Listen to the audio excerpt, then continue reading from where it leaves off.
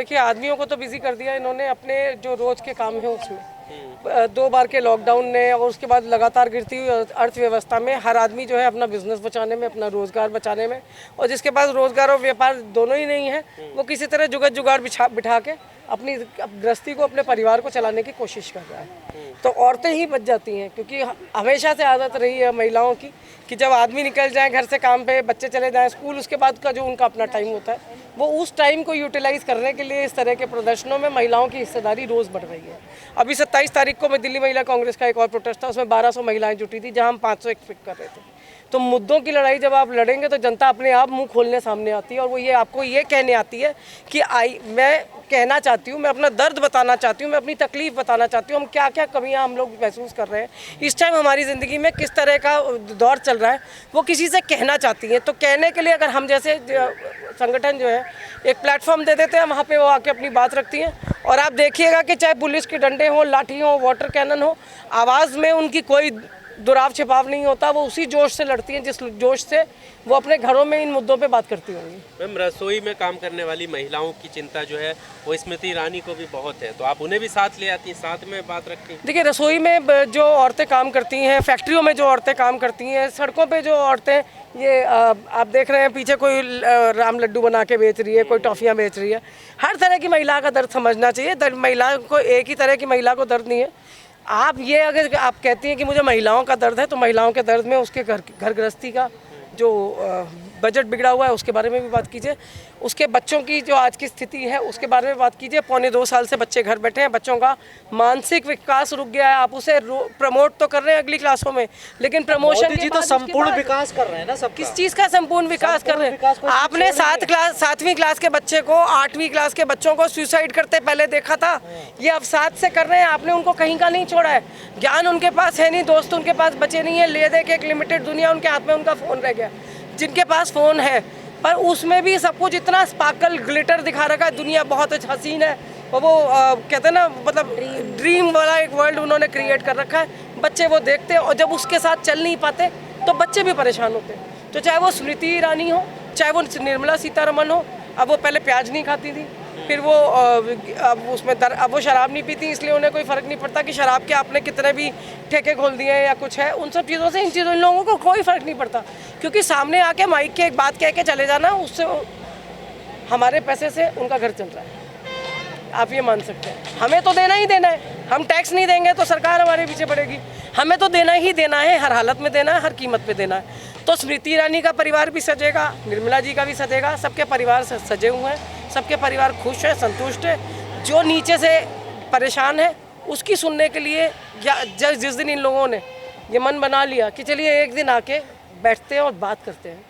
किसान 1 साल से ऊपर हो गया, किसान बैठे हैं, क्या कोई इतना महारथी नहीं था? वैसे इनको पड़ोसी मुल्कों से लड़ना है कि हर एक से कंपटीशन करना है। एक बार आके बैठिए, एक बार बात तो कर लीजिए। बात करने से किसी का कुछ नहीं जाता ना। अच्छा बुरा टाइम जो है, दुख है, खुशी है, लोग एक दूसरे से बोल के ही वो कर सकते हैं ना।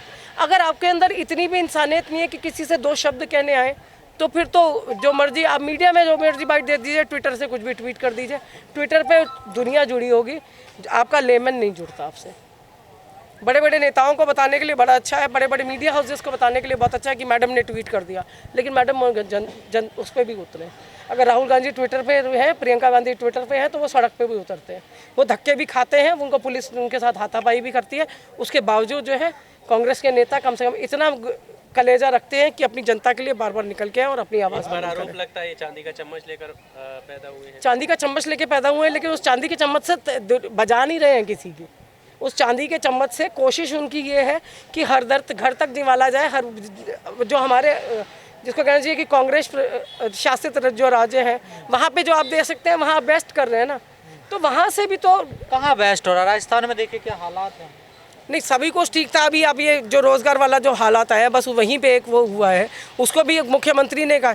देखिए, मैं आपको एक चीज़ कहूँ, आप हर तरफ उंगली कर दें, और उंगली करने के बाद अमित शाह जैसे लोग जाके कहीं पे अगर ये भाषण दे दें कि यूपी में जैसे उन्होंने कहा कि रात को 12 बजे भी कोई 16 साल की लड़की जेवर पहन के निकल सकती है, उसके तुरंत अगले दिन 5 साल की बच्ची का रेप मर्डर हो जाता है। राजस्थान हो, छत्तीसगढ़ हो, यहाँ पे कम से कम सरकारें सुनती हैं। जहाँ आपकी कंप्लेंट है वहाँ पे लोगों से मतलब उनके अगेंस्ट, जिनके अगेंस्ट, जिन्होंने क्राइम किया उनके अगेंस्ट में कम से कम सरकार जो है या सरकारी मशीनरी झंडे लेके खड़ी नहीं होती कि नहीं हम इनके साथ खड़े हैं। तो आवाज भी तो नहीं उठाती ना, तो सुनवाई तो कर रही है ना। अपने आंदोलन करा बताइए। मेरे आंदोलन करने से पहले अगर सरकार ने उनकी सुनवाई करनी शुरू कर दी है तो आंदोलन की जरूरत ही नहीं है ना। आंदोलन की जरूरत तब है जब जब आप कुछ कहना चाहते हो और उन्होंने कान बंद कर रखे हो कि नहीं जी सब कुछ दुनिया बिल्कुल बहुत अच्छी है, ग्लिटर है। जितना गांधी का ना राहुल गांधी का ट्वीट नहीं आता राजस्थान को लेकर। अब मैं कह रही हूँ जब सरकार ने आपको बोलने का मौका ही नहीं दिया, सरकार तुरंत उस पर एक्शन में आ गई, तो आप क्यों बोलेंगे? आप बोलेंगे तब जब आपकी कोई नहीं सुन रहा हो। जब सुन ही रहा है तो उसको दोबारा क्यों सुनाना है? एक आदमी ने आपको रिप्लाई कर दिया कि इस पे मैंने ये कदम उठाया, तो जब कदम उठाए जा रहे हैं उसको ठीक करने की कोशिश की जा रही है, तो कम से कम उस टाइम तो आप कम से कम इस बारे में वो रखेंगे ना। सिर्फ ट्वीट कर देने से नहीं है, वहाँ लड़ाई की बात भी है। क्या लगता है मैडम, स्थिति ठीक हो पाएंगे इस सरकार में? देखिए बहुत ही मुश्किल है स्थिति। तो देखिए आप 1 साल से किसानों का मुद्दा देख लीजिए, महंगाई का मुद्दा देख लीजिए, रेप का मुद्दा देख लीजिए, कितने भी जो हमारे देश के अंदर मुद्दे चल रहे हैं सारे लगातार चल रहे हैं। बढ़ती हुई महंगाई को लेकर आज प्रोटेस्ट था, और क्योंकि देखो कोरोना 2 साल से लोग सफ़र कर रहे हैं, उसकी मार को झेल रहे हैं, आर्थिक तंगी को झेल रहे हैं, तो बहुत मुश्किल है उससे उबार पाना। और ऊपर से सरकार जो है वो सिर्फ टैक्स तो ले रही है पर लोगों को राहत में कुछ भी नहीं मिल रहा। चाहे वो सरकार से महंगाई को लेकर सवाल करते हैं, वो कहते हैं कि इनकम भी तो बढ़ रही है साथ। देखिए जीडीपी गिरती हुई दिखाई दे रही है। इनकम की बात करें तो ये मुझे लगता है गृहिणी ज़्यादा अच्छा बता सकती है, क्योंकि उसे रसोई भी चलानी होती है, उसे अपने हस्बैंड से एक लिमिटेड अमाउंट मिलता है रसोई खर्च के लिए। पर जो हम लोगों से जुड़े हुए हैं, ज़मीनी स्तर पर जुड़े हुए हैं, वहाँ पर हमें इनकम बढ़ती हुई नहीं। के पास कहाँ से आंकड़े आते हैं फिर ये?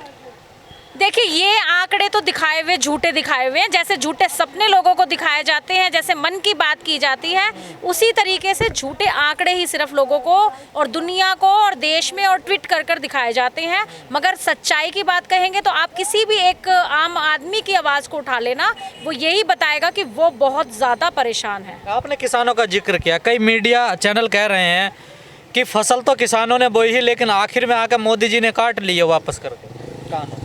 देखिए मोदी जी का तो एक डर था जो उन्होंने ये किसान कानून वापस लिए, क्योंकि वो समझ चुके थे क्योंकि चुनाव आने वाले हैं यूपी के अंदर, उसका क्या असर होगा।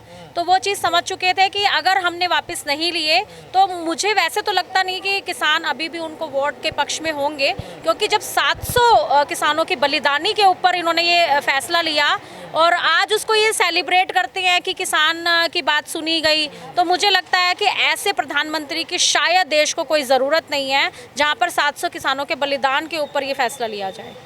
बहुत दुख की बात है। आप लोग तो कहते हैं हिटलर हैं प्रधानमंत्री जी, तानाशाही करते हैं, लेकिन उन्होंने तो माफ़ी भी मांगी है और कहा कि मेरी तपस्या में कोई कमी रह गई है।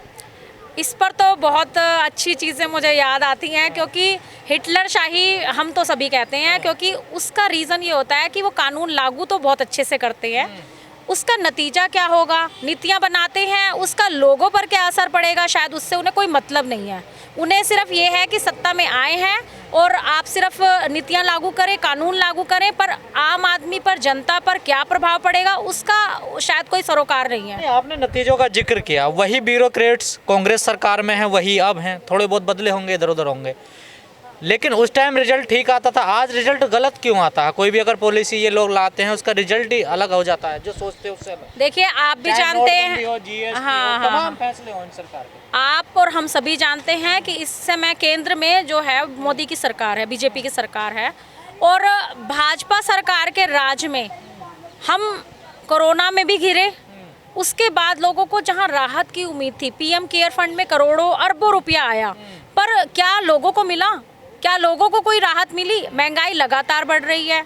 आप देखिए दाम तो हर चीज़ के बढ़े जा रहे हैं। तो दे रहे हैं ना, हाँ, 5 किलो अनाज तो दे रहे हैं ना। 5 किलो अनाज अगर बात की जाए, वो भी हमने लोगों से पूछा, और देखो मध्यम वर्गीय परिवार को, टैक्स पेयर को तो कुछ भी नहीं मिलता, अनाज भी नहीं मिलता। दूसरा, लोगों से जब बात की जाती है तो आप भी पूछेंगे कि अनाज, गेहूँ मिला, गेहूँ को पिसवाने की जो पिसाई है वो भी 5 किलो रुपये पर उस पे है। तो अब बताइए कि उसको अनाज को जब वो पहले पिसवाएगा, फिर वो तेल में भी पकाएगा ना, तेल भी महंगा, फिर वो गैस पर भी पकाएगा, तो आप ये देखिए, वो टोटल अगर अनाज देने से अगर खाना चलता तो बेचारा खाएगा क्या, कमाएगा क्या, खाएगा क्या।